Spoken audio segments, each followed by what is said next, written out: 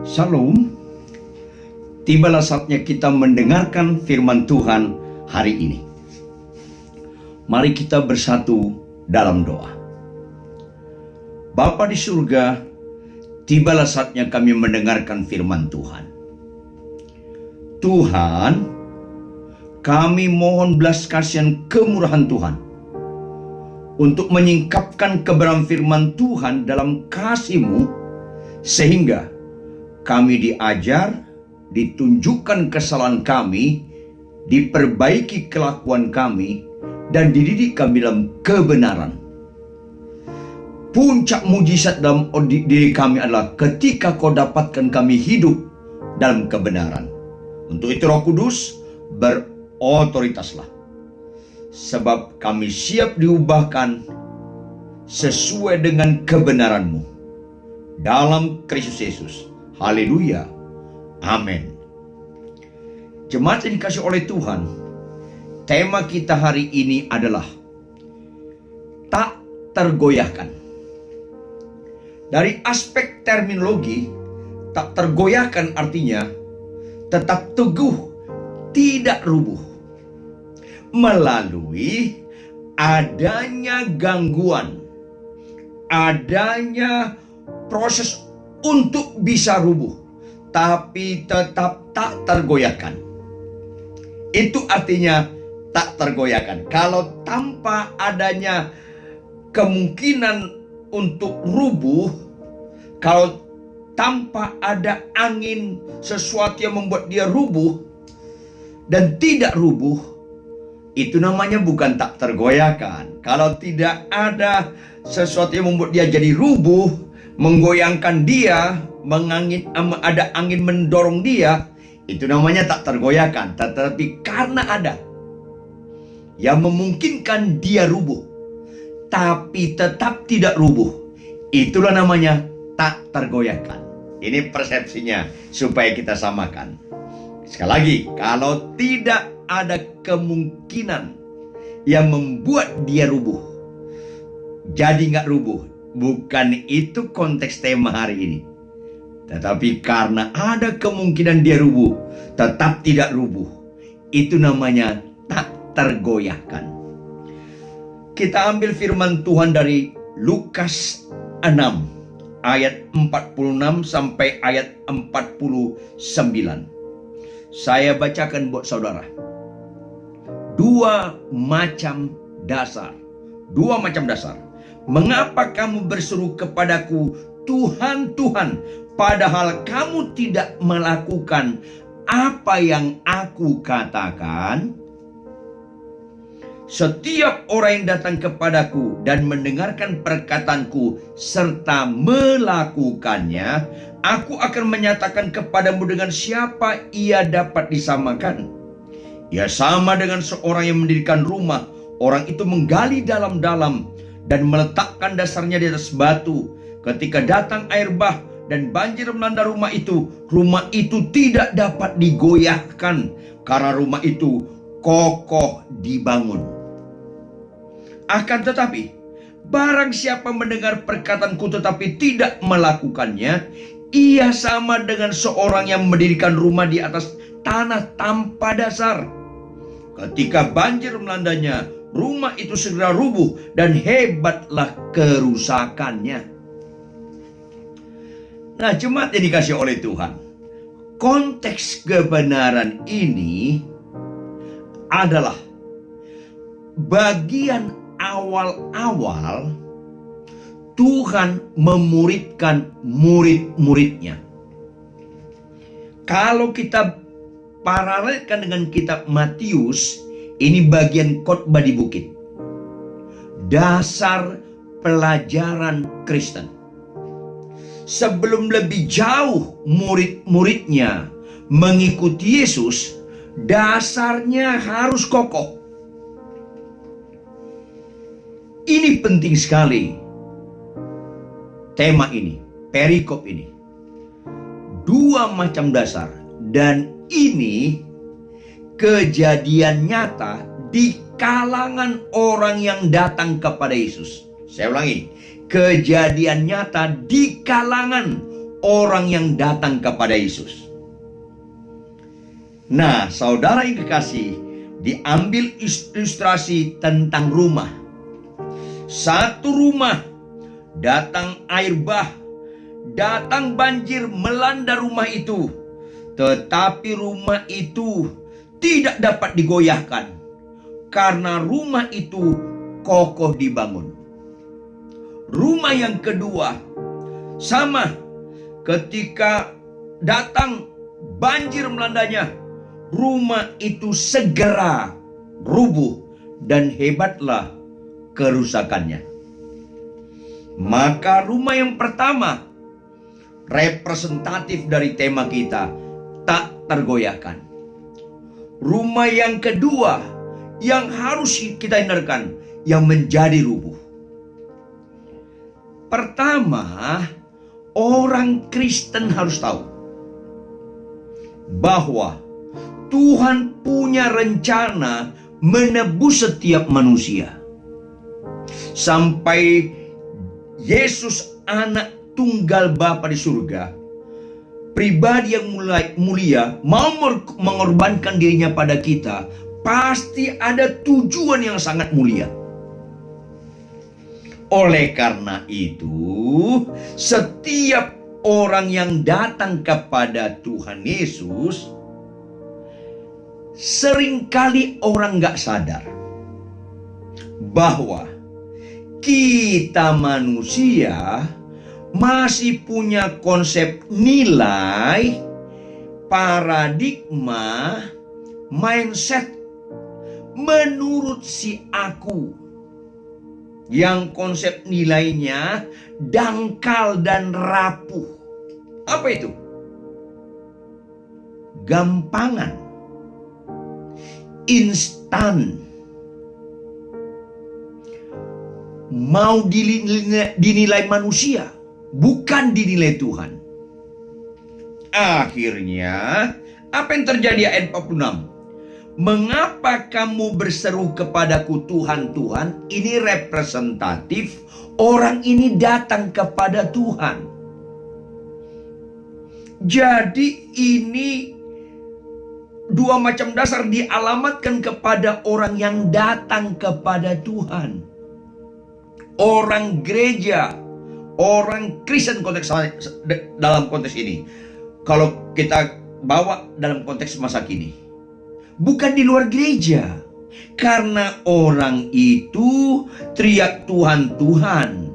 Dan diterjemahkan katanya dalam rumah yang kedua ayat 49. Akan tetapi barang siapa mendengar perkataanku, mendengar, udah datang, dia dengar perkataan Tuhan. Dia dengar perkataan Tuhan, tetapi tidak melakukannya. Di sini masalahnya. Nah, kita bertobat lahir baru nggak serta-merta memiliki pikiran perasaan Kristus. Makanya sama dengan Paulus berkata kepada jemaat Roma, jangan serupa dengan dunia ini. Berubahlah melalui pembaruan budimu. Tanpa pembaruan budi gak bisa kita berubah, termasuk konsep nilai. Maka banyak orang Kristen, perhatikan baik-baik, banyak orang Kristen datang ke gereja sudah menganggap rohani. Datang ke gereja sudah menganggap rohani. Bahkan ikut melayani, jadi worship leader, singers, dan mungkin pendoa syafaat, ikut menyembah, bahkan mungkin khotbah. Dianggap identik sudah pelaku firman. Ini yang bahaya. Ahli Taurat orang Farisi, Tuhan katakan dalam Matius 23 kepada murid-muridnya, ahli Taurat orang Farisi sudah mengambil kursi Musa, kedudukan Musa. Maka kata tulis dengarkanlah dan lakukanlah semua yang diajarkan kepadamu. Dengarkanlah dan lakukanlah semua yang diajarkan kepadamu. Kenapa Tuhan suruh dengarkan dan lakukanlah? Karena ajaran mereka bagus. Dan ahli Taurat orang Farisi menganggap memahami firman Tuhan, menyampaikan firman Tuhan, mengajarkan firman Tuhan, dianggap sudah rohani atau dianggap sudah pelaku firman. Tidak. Melakukan firman itu menyangkut kelakuan. Makanya Tuhan Yesus katakan, tetapi jangan kau ikuti kelakuan mereka, karena mereka mengajarkan tapi tidak melakukan. Dan kata Tuhan, akan tetapi barang siapa mendengarkan perkataanku tetapi tidak melakukannya, pelaku firman, maka dia sama dengan seorang yang mendirikan rumah di atas tanah tanpa dasar. Tanpa dasar. Gak ada pegangan dia untuk pondasinya. Tanpa dasar. Sangat lemah. Tanpa dasar. Akibatnya ketika ada badai dan banjir, rubuh. Dan kebanyakan orang Kristen, bahkan tidak sedikit para aktivis gereja seperti ini. Malah kalau di Matius katakan, pada zaman akhir banyak orang teriak, Tuhan, Tuhan, Tuhan, aku banyak mengusir setan demi namamu. Dalam bahasa Yunaninya, kata mengusirnya terjadi, bukan gak terjadi. Tuhan, Tuhan, Tuhan, aku banyak bernubuat demi namamu. Dalam bahasa Yunaninya, kata nubuatnya terjadi. Jangan lupa itu terjadi. Bahkan berikutnya, banyak orang berkata, Tuhan, Tuhan, aku banyak melakukan mujizat. Banyak melakukan mujizat demi namamu. Kata melakukan mujizat itu terjadi masalahnya. Terjadi, bukan gak terjadi. Tapi Tuhan gak ragu berkata, aku tidak kenal engkau. Enyah kau pembuat kejahatan. Aku tidak kenal engkau. Karena khotbah, melakukan mujizat, pelayanan di gereja, tapi kalau tidak melakukan firman Tuhan sehari-hari, itu namanya tidak pelaku. Dan ini rubuh. Dan sayangnya, mayoritas orang Kristen di gereja, mayoritas pelayan di gereja, bahkan tidak sedikit pendeta, representatif dengan rumah yang kedua ini. Nah, Tuhan kehendaki tidak seperti itu. Boleh kita datang kepada Yesus melayani, tapi dalam kehidupan sehari-hari, di rumah, dalam menggunakan keuangan, di jalan raya, ngantri, kita harus jadi pelaku firman. Ini penting sekali Bapak Ibu. Makanya kata Tuhan, mengapa kamu berseru kepadaku Tuhan, Tuhan, padahal kamu tidak melakukan apa yang aku katakan? Yang sangat serius dalam hidup ini, masuk gereja, keluar gereja, ikut penyembahan, worship leader, singers, pemain musik, majelis, pendeta muda, pendeta pembantu, atau pengkhotbah, gembala, pendeta penuh, tapi tidak melakukan firman. Itu serius. Itu serius. Sakit kanker tidak serius. Bahkan kalau kita taat protokol kesehatan, disiplin, kena COVID-19 pun gak serius. Bukan upah COVID-19 maut. Upah dosa. Apa itu dosa? Ketidaktaatan itu maut. Itu serius. Maka ditegaskan Tuhan ayat 47. Setiap orang yang datang kepadaku dan mendengarkan perkataanku serta melakukannya, pelaku, ini nilai. Makanya Tuhan berkata, orang yang berbahagia adalah orang yang mendengarkan firman Tuhan serta memeliharanya. Apa itu memeliharanya? Merenungkan firman Tuhan siang dan malam, serta melakukannya. Ini penting sekali. Nah, Bapak, Ibu, Saudara kekasih, jangan lupa, kita seringkali menganggap bahwa orang yang berbahagia adalah orang bisa khotbah, orang bisa mendoakan orang sakit sembuh. Enggak, Tuhan enggak pernah mengalamatkan firman Tuhan tentang kebahagiaan di situ. Tetapi mendengarkan firman Tuhan serta memeliharanya, merenungkannya dan melakukannya. Jadi bisa khotbah, sistematis khotbah bukan ukuran pelaku. Mendoakan orang sakit bukan ukuran pelaku.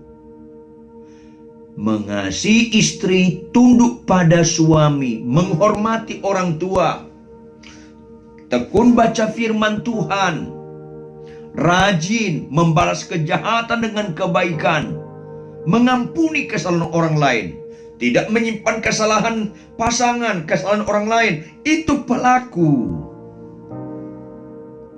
Di tengah-tengah pandemi COVID-19, ekonomi goyah.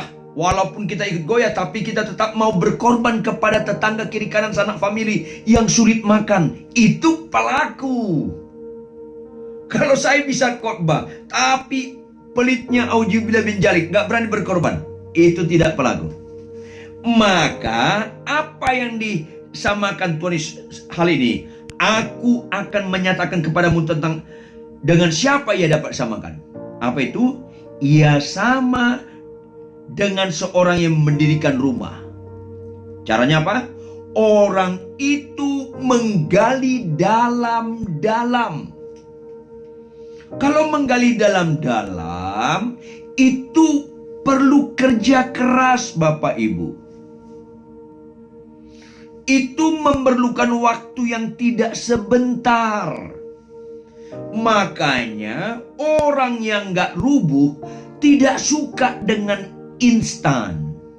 Kalau orang bertobat lahir baru, dimuridkan dia, fokusnya bukan lagi mujizat-mujizat kesembuhan. Bagi orang gak percaya, Tuhan berkata, pergilah beritakanlah Injil. Tanda-tanda ini akan menyertai engkau. Kita mendoakan orang sakit sembuh, orang lain, bukan ke arah kita, orang lain. Supaya orang gak percaya yang mata rohaninya masih buta, mata jasmani yang masih melihat, perlu dia melihat kesembuhan, lumpuh berjalan, membuat dia percaya sebagai jembatan, bukan sebagai tujuan. Tapi bagi orang percaya, fokusnya bukan lagi mujizat-mujizat kesembuhan. Karena buta celik, lumpuh berjalan, kusta sembuh, itu instan, seketika.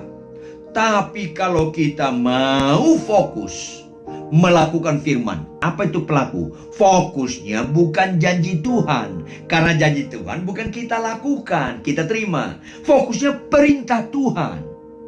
Yohanes 14 ayat 15. Jikalau kamu mengasihi aku, kamu menuruti segala perintahku. Fokusnya perintah, pelaku. Dan itu tidak bisa instan. Karena pertama, ada dalam diri kita ini melawan untuk berlaku firman. Makanya kita harus sangkal diri. Kelemahan pasangan, kelemahan anak kita, sepupu kita, adik kakak ipar kita, kelemahan mereka, kelemahan teman gereja, bisa membuat kita goyah dan jatuh dalam dosa. Tapi kita harus pikul salib. Ini perlu proses yang tidak sebentar, menggali dalam-dalam. Dan apa berikutnya? Dan meletakkan dasarnya di atas batu. Jadi kalau zaman dahulu harus dikorek itu pondasi dalam-dalam, ketemu batu, dikorek lagi. Itu proses panjang. Nggak ada dulu proses misalnya dicor beton, semen, enggak. Itu kalau katanya dalam Matius, dasarnya di batu, diletakkan di batu, dikorek batunya. Itu kerja keras, perlu sangkal diri, pikul salib. Makanya Paulus bilang, orang baru bertobat jangan melayani dulu, perlu dia punya pondasi yang kuat. Dan itulah pelaku. Dan orang pelaku berikutnya apa? ketika datang air bah dan banjir melanda rumah itu. Nah, ini lagi pelajaran. Orang pelaku firman dengan orang tidak pelaku firman, masalahnya sama, Bapak Ibu Saudara sekalian. Aneh kalau orang percaya nggak mungkin kena COVID-19. Ini aneh. Ini ajaran di awang-awang, bisa menyesatkan. Percaya nggak percaya bisa kena COVID-19, bisa nggak kena. Bagi orang percaya, kalau dia sudah ikuti protokol kesehatan dengan ketat, termasuk dokter-dokter orang percaya, dia ikuti protokol kesehatan termasuk APD dan sebagainya, akhirnya kena COVID-19. Itu kena air bah. Tapi walaupun tubuhnya lemah dan bisa mati, imannya tidak goyah. Ada orang yang pernah saya bina, dokter, 2 hari sebelum meninggal, dia bilang apa melalui istrinya? Pak Pendeta, suami saya bilang begini, kalaupun dia dipanggil Tuhan, dia tetap bersyukur. Dia sambut panggilan Tuhan dengan syukur. Itu tidak roboh, tidak jatuh, tetap teguh, tidak goyah. Itu namanya tidak goyah. Soal sakit atau tidak sakit bukan ukuran. Kecuali Anda mencobai Tuhan, Anda nggak taat aturan pemerintah sebagai alat Tuhan. Anda pergi ke supermarket, ke orang ramai tanpa pakai masker. Itu sembrono, itu tidak taat. Anda kena COVID-19. Anda kena COVID-19 itu berdosa. Bukan kena COVID-19-nya, tapi proses kena COVID-19-nya. Anda tidak pakai masker, nggak taat. Itu yang dosa, bukan COVID-19 ansinya. Jadi, jangan ada orang punya pemahaman percaya kepada Yesus nggak kena kesulitan, nggak kena penyakit, nggak kena COVID-19. Itu menyesatkan. Orang percaya nggak percaya, kalau diumumkan bahan bakar naik, tetap berlaku kepada mereka semua. Percaya atau nggak percaya, sama. Orang percaya atau nggak percaya, kalau gunung meletus di desanya, tetap dia harus mengungsi, tetap. Kalau nggak pasti kena, kalau terlambat pasti kena. Orang percaya atau nggak percaya, kalau negara ini kena COVID-19, tetap ada kemungkinan orang percaya kena. Kalau Anda ikuti protokol kesehatan dengan benar, dan Anda kena juga, sedih sebentar aja, setelah itu senyum. Mungkin itu alat Tuhan memanggil kita naik ke surga. Bisa saja, kan enak. Kalau benar-benar itu sarana Tuhan, alat Tuhan untuk kita dipanggil ke surga. Sekali lagi sepanjang pun karena kesembronoan. Maka kita nggak goyah, tetap taat. Stefanus pun dilempari batu, mati. Tetap nggak goyah imannya. Bahkan puncak imannya terjadi. Bapa, ampunilah mereka karena mereka tidak tahu apa yang mereka perbuat. Maka Bapak, Ibu harus kita tekankan berulang-ulang. Dimanapun, kapanpun. Setiap orang percaya harus mengerti. Datang ke gereja perlu bagus. Melayani perlu bagus. Khotbah perlu bagus. Tapi itu tidak identik dengan pelaku firman. Maka orang Kristen tidak cukup sekedar datang ke gereja. Tidak cukup sekedar aktivis di gereja. Orang Kristen harus kerja keras, menggali dalam-dalam, tekun baca Alkitab. Capek nggak capek, ngantuk nggak ngantuk, sehat kurang sehat, konflik tidak konflik dalam rumah tangga. Tekun baca firman Tuhan. Kemudian kejar perintah Tuhan. Taati, lakukan. Itu pelaku, lakukan perintah Tuhan. Bisa jatuh tapi tidak tergeletak, bukan rubuh. Jatuh, bangun lagi. Kalau kita gagal, bangun lagi. Sangkal diri, pikul salib. Terus akhirnya kesukaan kita menjadi pelaku firman Tuhan. Ketika ada badai bentuk apapun, kesulitan dengan kelakuan istri, kesulitan dengan kelakuan suami, tetap kita taat dan setia mengasihi mereka. Kita nggak hianati perkawinan kita, nggak goyah. Ada konflik di gereja, tetap kita rajin ke gereja, tidak undur kita ke gereja, dan kita tetap menjadi terang dan garam. Orang yang menyakiti kita pun tetap kita kasih. Itu namanya tidak goyah, dan itulah Kristen sejati. Oleh karena itu Bapak Ibu Saudara, ubah paradigma kita. Orang Kristen bukan sekedar pendengar firman, bukan sekedar aktivis gereja. Orang Kristen semua harus kerja keras. Tekun baca firman Tuhan, tekun berdoa, tekun mau menjadi pelaku firman Tuhan. Jangan pernah menyerah. Sehingga itu yang merubah paradigma kita, tata nilai kita, mindset kita. Sehingga si aku makin berkurang, Yesus makin bertambah, menuju kepada bukan berkurang tapi habis. Hidupku bukan aku lagi, melainkan Kristus. Kristus gambaran dalam Filipi 2 ayat 5 sampai seterusnya, yaitu dia taat dan setia sampai mati di kayu salib. Maka marilah kita taat dan setia apapun masalah yang Anda hadapi.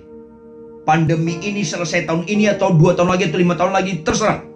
Badai apapun yang kita hadapi, tetap kita dalam pertolongan kasih karunia-Nya, tetap tunduk kepada kerajaan Allah dan melakukan kebenarannya. Maka Allah Immanuel menyertai kita dan menguatkan kita, memampukan kita setia sampai garis akhir. Tuhan Yesus memberkati. Salam. Mari kita tunduk kepala dan kita bersatu dalam doa. Bapa kami di surga, kami sangat bersyukur untuk kebenaran firman-Mu. Tolong kami Tuhan, tetap teguh, tidak goyah. Badai apapun, gelombang apapun, masalah apapun yang kami hadapi dalam kehidupan sementara di bumi ini. Tetapi kami jangan gagal fokus. Itu bisa terjadi kalau pondasi kami kuat dan kokoh. Sama seperti rumah, menggali dalam-dalam. Perlu kerja keras, perlu proses waktu yang tidak singkat. Dan meletakkan dasarnya kepada batu. Meletakkannya kokoh. Oleh karena itu dalam nama Yesus, tolonglah setiap pendengar kami Tuhan. Semua jemaat-Mu menjadi orang-orang yang tekun menggali firman Tuhan dengan sehat, disiplin, dan senantiasa minta tolong Roh Kudus untuk jadi fokus kami kepada perintah Tuhan, pelaku firman. Bukan sekedar membaca, bukan sekedar mengetahui dari aspek knowledge, pengetahuan, bukan sekedar aktivis gereja, jadi pembina di remaja, di pemuda, pengurus, atau jadi worship leaders, singers, pemain musik, bahkan bisa khotbah. Bukan sekedar itu, tapi dalam kehidupan sehari-hari kami mau sangkal diri, mau pikul salib, supaya kami tetap setia menjadi pelaku-pelaku firman. Terjemahkan lebih lanjut kebenaran firman ini Tuhan, dengan segala kekayaannya seperti yang Kau maksud. Materaikan dalam loh hati kami masing-masing. Dan dalam nama Yesus, melalui pertolongan Roh Kudus, tolong kami mengimplementasikannya, sehingga teruji kami taat dan setia. Dan ketika ada badai-badai yang menggoda kami untuk tidak setia, kami tidak tergoyahkan. Karena Kristus di pihak kami, membela kami, memberikan kekuatan. Karena kami tak sepenuhnya menjadi pelaku-pelaku firman Tuhan. Tidak ada yang lebih indah dalam hidup ini selain taat setia menjadi pelaku firman Tuhan sampai garis akhir. Dalam nama Tuhan Yesus Kristus. Haleluya. Amin. Tuhan berkati saudara. Shalom.